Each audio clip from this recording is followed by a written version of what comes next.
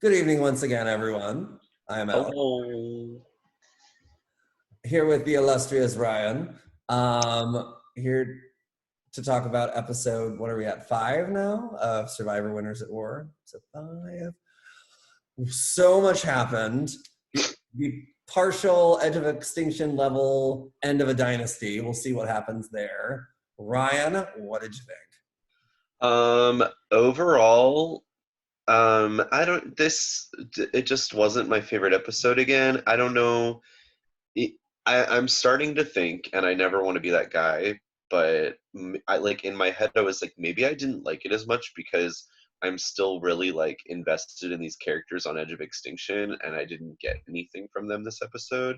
But then I'm like, don't be that guy because like did we really like sign up for a season where we're just going to care about the people who are voted out, but like kind of I do care about the people who are voted out, so I don't know.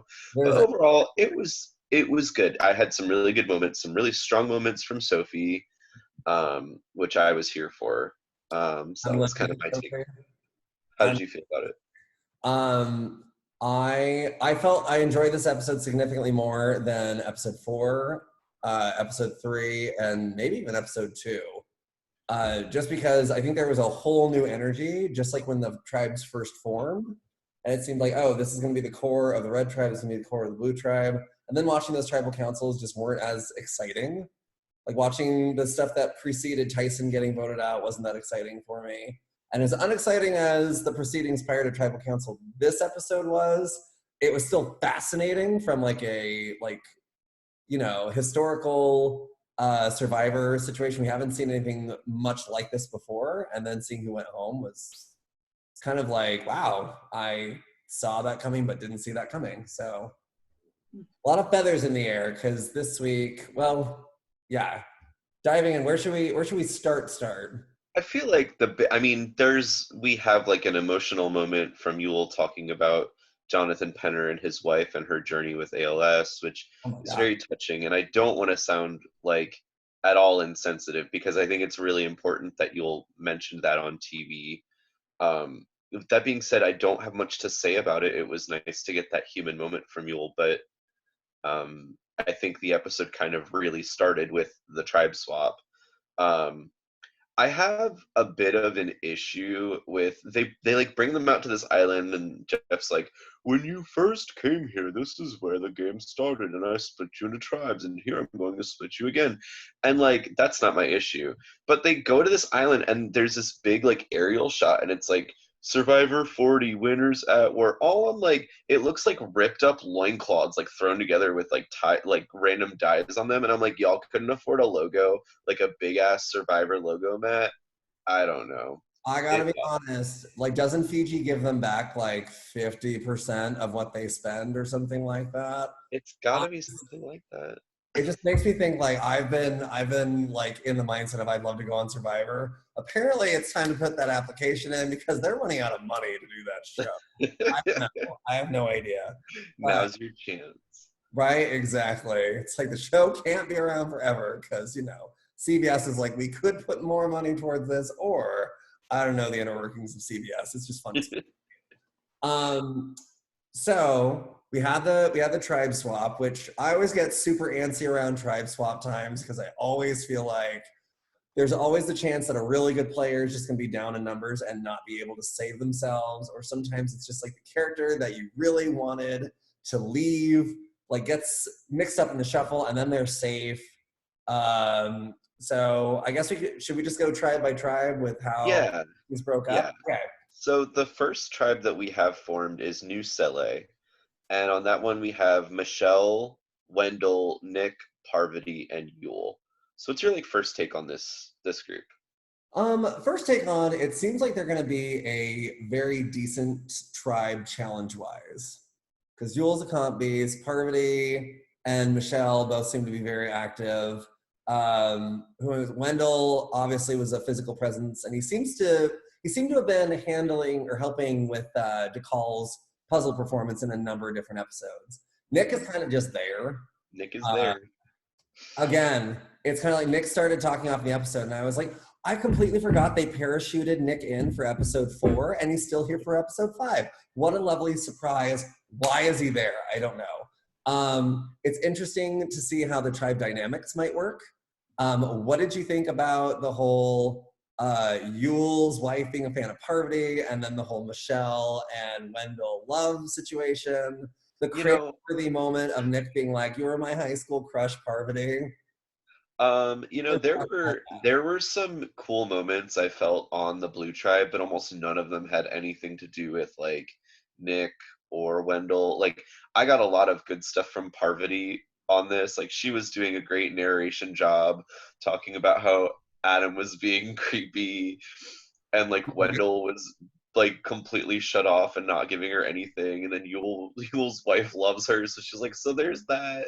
But she's like, but really it's just me and Michelle, and like we're kind of not in a good spot. And then like her and Michelle bonding over the Wendell thing, and like Michelle being like, let's take off our clothes and get in the ocean. Like just it was really nice because like you could tell. I'm sure I don't really watch preseason interviews, but you could tell Michelle was probably someone that has listed Parvati as like the player she most wants to play like in her first season, and you could tell they're like sorority sisters basically. Like Parvati's the big sister, and Like Michelle's definitely the pledging one this season. yes. But she's the pledge, I think is what they call them in fraternities and sororities. I have no idea because I don't pay for my friends. That being said, I just found it really, really fascinating. I thought the quote of the episode was definitely new season who dis, because Michelle's like, oh, ex-boyfriend, ex-boyfriend, ex-boyfriend, and Wendell's like, we hung out. Ugh. I'm I not had such getting. an I had such an eye roll moment. I feel like it's like, yeah, they have past relationship stuff, but I feel like it's such a like, we're forcing this because I feel like Wendell and Michelle are not going to vote each other out just because they dated once upon a time. Like when you have that real human connection with somebody and you get to know them, no matter, like it's not like it ended so badly that they were like, I will not be on a season if they're on this season, because production would have been like, well, there's one of you we really want then, so bye. It was They a had options. show. I'm also that person who's very much like, I love the whole vague, like, oh, we hung out, we were chill. And then Michelle's like, you burned me in real life. You're not gonna burn me in this game. There's like 0.4% of me that's like, oh, why don't we like, I wonder what happened. I wonder what the case was. And there's also like 96% of me who's like, I actually don't care. Like, I'm sure it'll add for an interesting layer as we go on, but for right now, it doesn't seem like my, brainiac observant, I'm watching this, they're trying to feed it to me, doesn't think it's really going to be a thing at all. It's there for, let's try and keep it interesting over here on New Cele. And to be fair, and it's not a slight against some of these players, because some of them are my favorite people.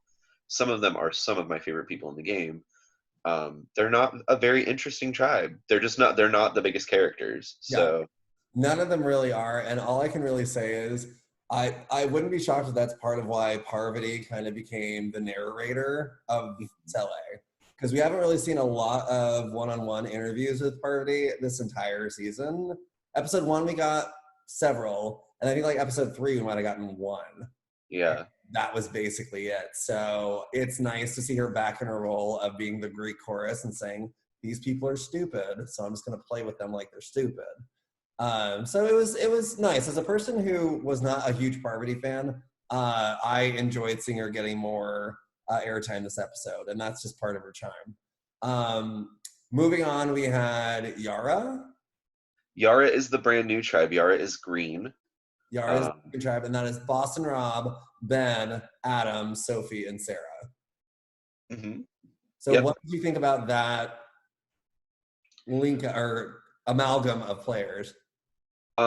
So this one was interesting for me because at first glance, I was like, oh, like they have Rob and Sarah and Sophie. Like I have a really hard time seeing this tribe losing a puzzle in a challenge. I mean, those are 3 huge puzzle solving beasts. Just for every episode up to this point, at least one of them has always been on the puzzle for a challenge. So, Yep. I'm assuming, oh, it's going to suck with having to build a camp and everything like that, but they've got Rob, who has done it a billion times, and they're going to win challenges.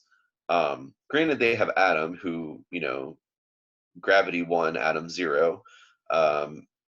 But interesting divide. I mean, you have this hot mess trio from former Cele that did not trust each other at all, did not get along. You Yeah. have Sarah and Sophie, who maybe weren't shown for us to be in the same alliance, but clearly were working together in some capacity because they had never targeted each other. They were on the same side of the vote, and both votes were hugely unanimous Yeah. on that DeKalb tribe. So clearly they have this level of some kind of trust. Exactly. No. That is what I found very fascinating as well, because it very easily could have just gone, Sophie tries to turn the boys against Sarah, Sarah tries to do the same thing, and they definitely linked up very quickly. But I also think that's because they're not dumb. Right. Especially players like Rob, who are just kind of like, let me just go with the people that I know, and numbers, because that's how he won Redemption Island. And they were probably very cognizant of that. But the Yara tribe forming was legitimately my did you miss it moment of the week. Because when I first watched the episode, when they do the whole like boss round, I was like 1, 2, 3, Yara. Hands to God, I went back and had to rewatch it because I swear to God, it looked like Sophie's hand was not even in it. And it's still a great moment just because like half of the people other than Rob, like there's like you do like, Yara, arm goes up and everything. Rob's like the only one whose arms goes up. Sophie's hand was down so fast. It didn't even look like she put her hand in. And I found that to be so funny. I think Ben was the other one where it's like, Yara. And I was like, and I think they were just like, I'm pissed off. I don't want to have to build a new shelter. I am not about it. But yeah, what were your thoughts going into the Ben, Adam, and Rob situation? Did you think they were going to like stay tight? Did you think it was going to be a shit show to try and someone was going to try and break the three of them up? I feel like anything with Adam is bound to be a shit show on this season. Like I really do. So I did not think they were going to stick together, especially. And I've been very vocal about this. I'm not necessarily the biggest Sarah Lucina fan. Like I think she's played well. She's played well, but I just there are things I'm starting to like about her more in this season. I'm sure I'm going to continue to see good gameplay from her, but I just thought like Sarah in the least is she's a thoughtful player. She's a thorough player. She's very calculated. Sophie, clearly the same thing. So you put those two girls on a tribe with three guys who cannot function together. Yeah. They're going to be okay. And I didn't see this whole boys strong thing working out in any way, shape, or form. So that was just kind of my initial thought on it. Plus, Sarah has a steal a vote. There's no way Yeah. that they're toast. Yeah, Sarah has to steal a vote, and then by the end of the episode, Sophie ends up finding an idol. Right. So really, it was kind of like, as long as those two girls didn't stiff each other, like they weren't going anywhere between the two advantages. Exactly. Although Sophie told Sarah about the idol, did Sarah tell Sophie about the steal a vote? Is my question. Well, in typical Survivor 40 fashion, they gave us some exposition and then didn't give us enough of it, so we don't know if Sophie knows about it. We did find out some interesting things. We finally got some context about Kim's idol. Kim does have an idol, and Sophie was given it and then gave it back to Kim. We finally got an answer on that. Well, it's funny because in some of the social groups or the Survivor groups that I've joined, some people still seem to be under the impression that Sophie still had half an idol and Kim still had half an idol, even though the clue said you had to give it to someone by sunset. I think didn't they have to give it back or something? I don't think it elaborates on that. I think you have to give it away by sunset, but I don't think they have to give it back at any point. Oh, okay. So, I thought they did. Yeah, well, if they didn't give it back, it's like, well, you don't have an idol now. You shouldn't have given me that half. But right. yeah, I found that interesting. But I always assumed that Kim had the other half of the idol, especially when they went to tribal council and the idol never got brought up. to us, the audience. So, Right.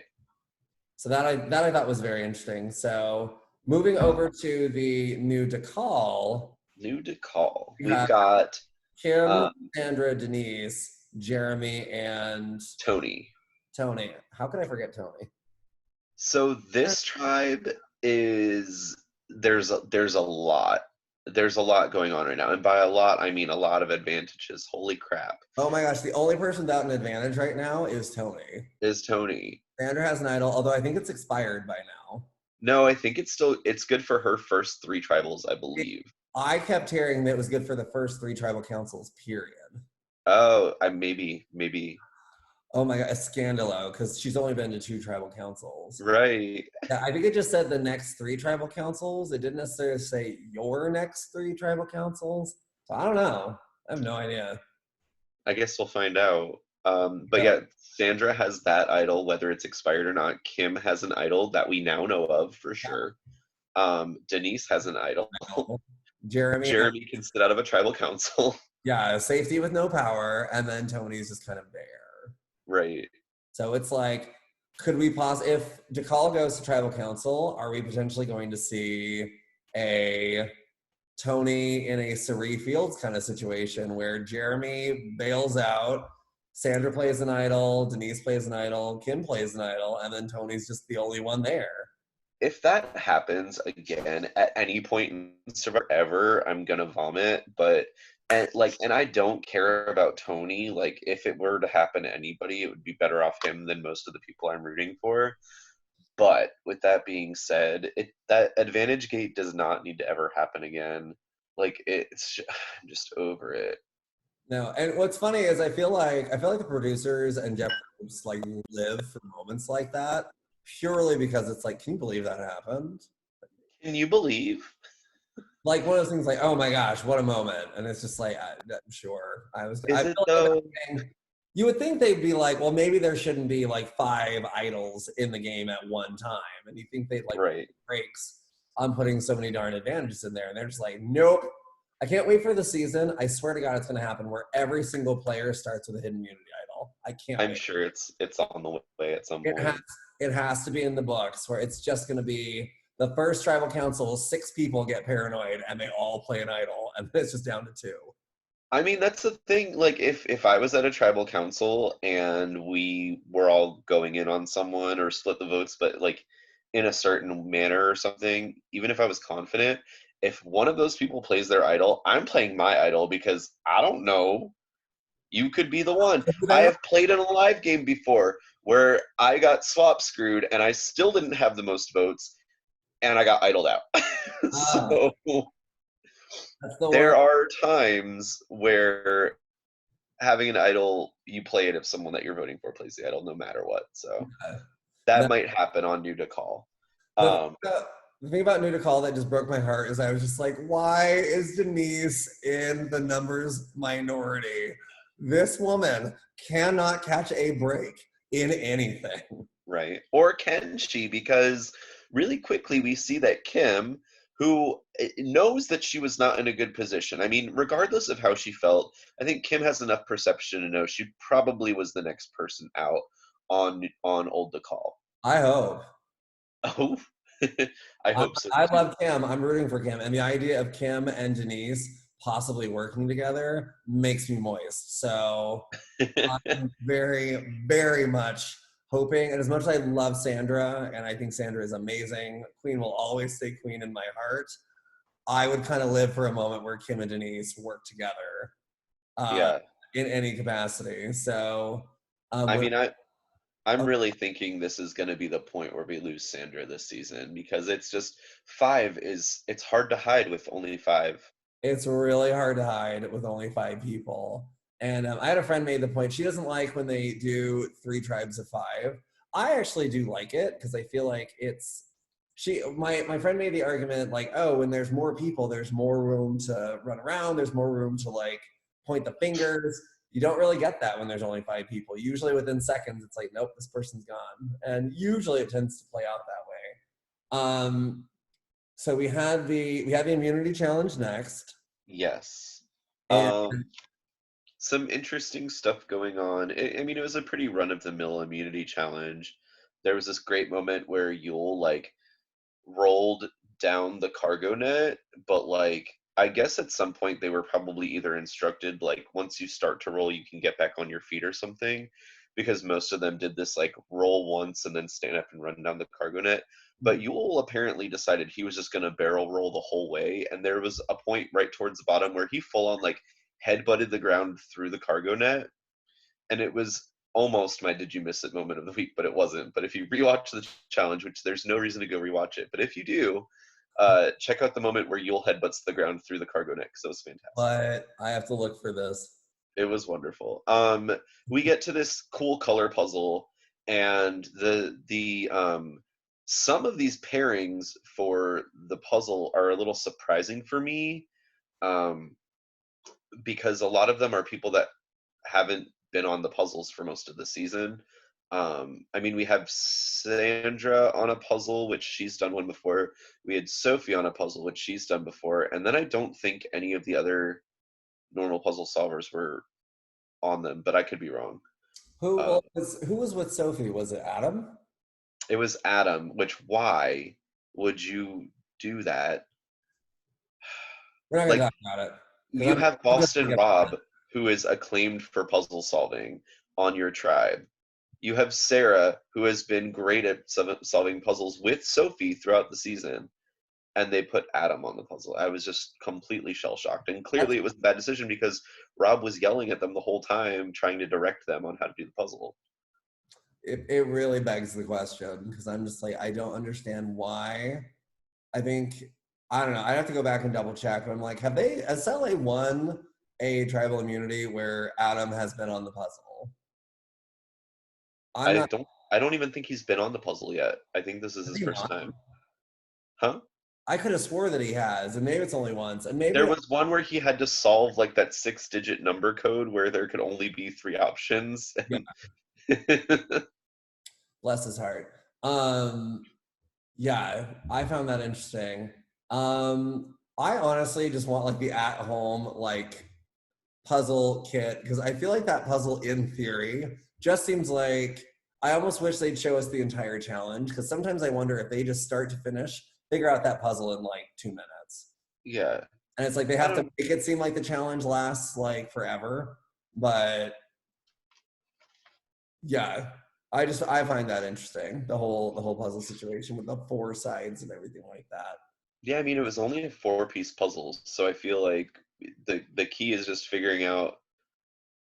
And if I'm not wrong, there's 4 colors that it's yellow, green, blue, and red. Yeah. So like you basically just have to figure out which block has more colors than it needs. And it's very confusing to me how Yara lost that challenge. And But didn't they get to the puzzle making part first? yeah, they had an advantage, so it's kind of That interesting. that was one of those bless their hearts. Um, unless you had anything else to talk about challenge wise. Not on that challenge, nope. Yeah, so basically we go to pre-tribal council deliberation or lack thereof in the case of episode 5 because Boston Right. basically pulls everyone around pulls Adam and Ben around the well and basically says, "Hey, so we don't get sketched out, why don't we just all hang out in the shelter and not give the girls the chance to do anything?" What did you think about that? I was having like flashbacks of Redemption Island and was like weeping for humanity while it was happening, because I did not like that strategy in Redemption Island. It made for a very boring season. It kind of like crippled the potential of a lot of players that could have had a more interesting season. And I'm not necessarily saying on whatever Rob's tribe, on Tepe, it was on um, Sarah? Zapatera. Yeah. Yeah, sorry. Those tribe names are tough to remember. On Zapatera, there were a lot of potentially good players that didn't have a chance to do anything because they couldn't, because people would be babysat all day. I People. was actually really surprised that Rob even tried to employ the strategy, and it makes sense if you were close to Adam and Ben, but you weren't. instead of trying to work with Sarah, I was really shocked. I felt like Sarah would have been a really smart ally for Rob to try and pair up with.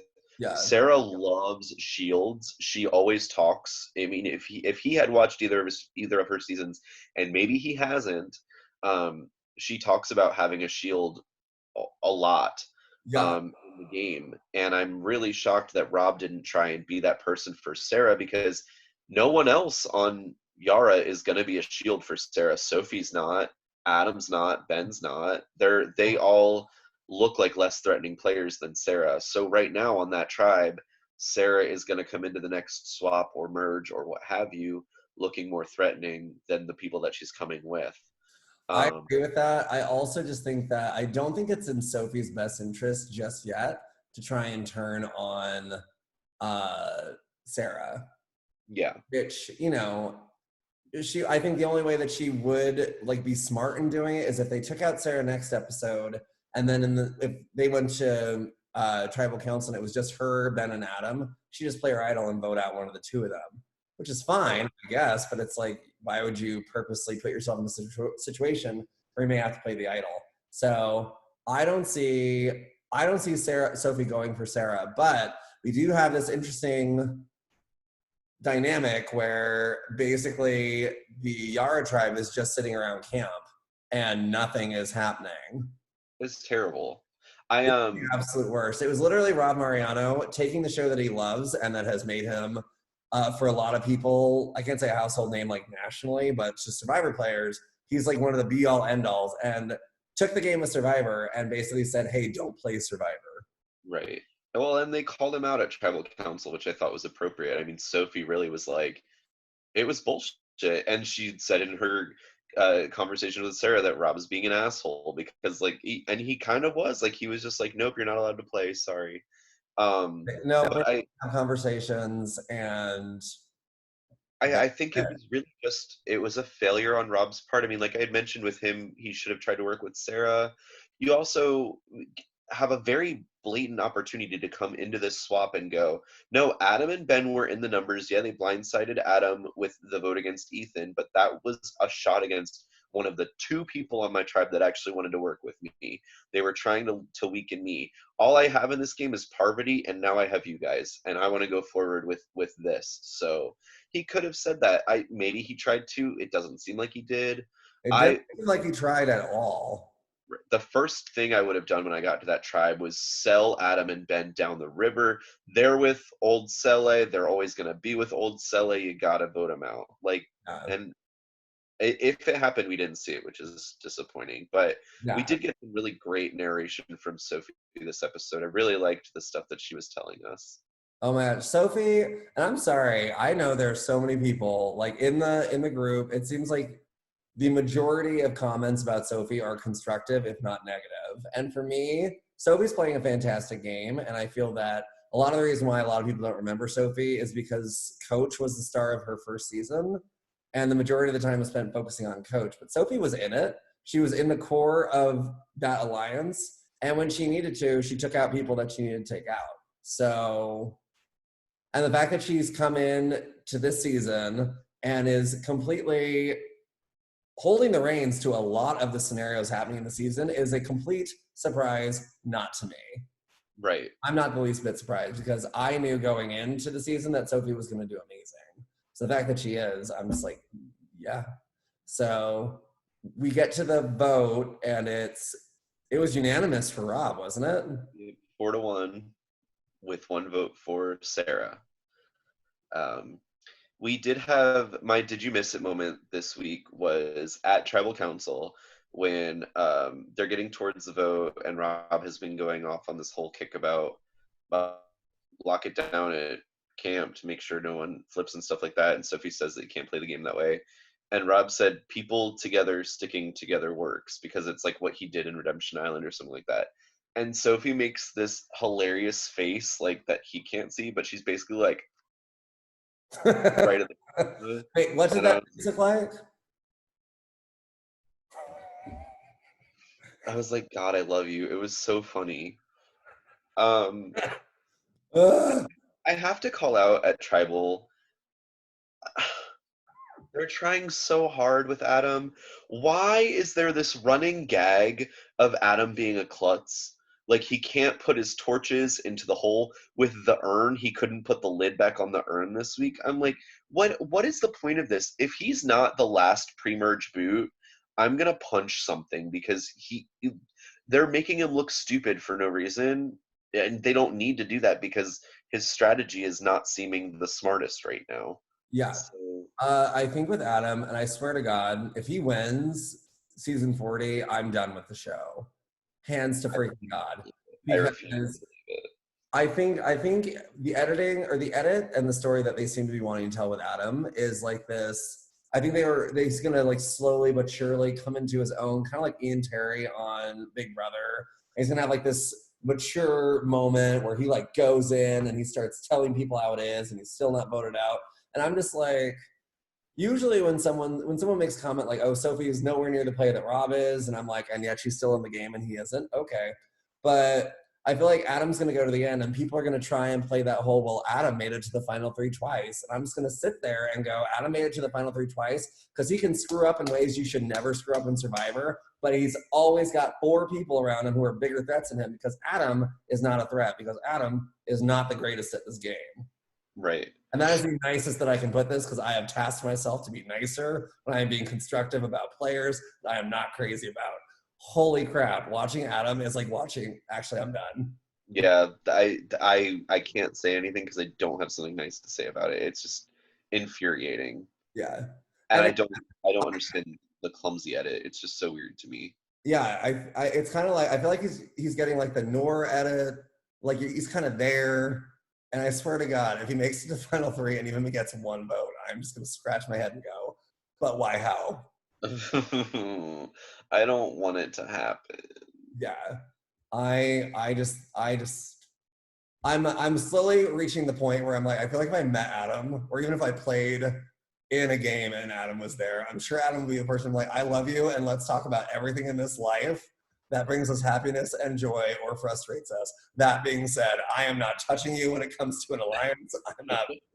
I am not putting the olive branch out there. I am not going to vote with you on anything. Ever. You have the subtlety of a tractor, and I don't have time for you today. I also have to point out when the credits were rolling and they were doing, or not credits, but like when they were doing the preview for next episode, is I like legit LOL'd. Is there a song for the winners at war? Like, is there a theme song? Because there was some random girl that was like, "We're the winners of war. Come in to get more." I was like, what the fuck is going on in here on this day? You were like, when did the Survivor soundtrack include lyrics? If anybody out there is doubting me, please go check that out again. Because that was absurd. And I was like, when did someone start singing again? Is this that girl from like Survivor South Pacific, Whitney? Is this her? Is this her comeback? Whitney and Keith, did they become like a country singing duet or something like that? I think they became like a married couple or something. They did do that. I hope they made babies because they'd be attractive. They were some cute people. They'd, We end the episode with Rob giving his tokens to Parvati, to no one's surprise. I love the amount of effort that Parvati has had to put in to get these tokens. Get it, girl. You think of like people. Now? Yeah, it's people in the season, and it's like she's tied for first right now with fire tokens. Natalie had to, I can't remember what she did in the first. She had to like climb something to get her second. No. She had to walk across the island to a certain point. Yeah. And then she had to. What was the second one? She had to figure out that thing with the water well. She had to like sort out and figure out the combination with those shells. She had to like carry logs 20 times or whatever. And Parvati just had to like, oh look, 2 more fire tokens. I really want to know what she can buy with her tokens too, because if it's 4 tokens for an immunity idol, or even 5, she and Michelle can go in and get an idol, and they can get out of that crappy swap situation. So Good. we'll see. It, I do really like the thought of Michelle and Parvati working together, though. And I will say, I'm not a fan of Tribes of Five. Never have been. I don't like the 3 tribe swap thing. I But I do. I don't I know how much I like it in seasons where, like, I feel as though if give it 2 episodes, I feel the advantages are going to outnumber the players. Oh yeah. But like I am excited to see some of these players that would have just been locked in the same kind of mundane alliance that they started with, like players that come from 2 different worlds on their original tribes now being able to work together. A little bit of Sarah and Sophie, a little bit of Michelle and Parvati. Like that stuff has me kind of excited. So Yeah, I think I hate when someone who wasn't a target suddenly becomes a target and is voted out. I feel like that didn't happen this episode. I feel like Rob put himself in a precarious situation on Sele, and he was in a precarious situation in Yara, and some of the things he did kind of came back to bite him. Now, granted, most of those things I still blame on Adam, but apparently I'm just drinking haterade. But yeah, I kind of feel like when you like the biggest criticism of Rob the entire season has always been like he wants to control everything. And Rob famously said, it's not about your perceptions of other people, it's the way it's perceiving the way people are perceiving you. And it's like apparently he had no idea people were perceiving him that way, or I don't think he ever in a million years would have done this whole let's just sit down, do the buddy system, and call it a day. I don't think he right, would have tried that. So yeah. So we'll see. I'm intrigued. we'll see. Do you have a drop your buff moment this episode? A drop your buff moment. I think is it weird that my drop your buff moment was actually when they had to drop your buffs? Not really. I mean, it was like I'm trying to think. I think the drop your buff moment was literally when Parvati was talking about Nick being like, "Oh, you're my high school crush," and he was like, "That was creepy." That was awkward. Yeah, and I was like, "Because what do you do in that situation?" Right. Like, Exactly. like Nick, I'm out here trying to get an all even tan and like win $2 million. I don't need to know that I was in your spank bank when you were hitting puberty. How does that benefit me? How is that improving my day? In no way, shape, or form. So I get the plight, and yeah, I understand. Well, I didn't really have anything that super stuck out to me, but I'm gonna give my drop your buff moment to Sophie for finding the idol, and just as quickly as she did and concealing it and stuff. It wasn't a super standout moment, but I, with everything we've seen from Sophie, her having one of the 4,000 advantages in the game makes me a little bit happier. So I'm gonna Same. give it to Sophie, and I'm excited to see what she does with it. I agree. I'm trying to think. Do you have any predictions for the next episode? Well, I did lose both bets this week, unfortunately. Uh, I thought there would be someone coming back from Edge of Extinction, and there was not. And then you bet that there would be 3 tribes of 5, and you were right. So, um, my bet for next week, because they've already spoiled that it's going to be 2 people going home. oh, they did say that, didn't they? Yeah, in the preview. Exciting. So I am going to bet that for next week, um, New Sele is going to win immunity. Wow. Yeah, I'm just going there. My gut says that Yara's going to win immunity because unfortunately, I can't see Sophie, Sarah, Adam, or Ben leaving at this point with how they've been edited. Mhm. But I don't want Parvati or Michelle to go home at this point, and if they lose, it's going to be Parvati. So I'm just going to throw all my eggs in that basket, Okay. and Sally will win.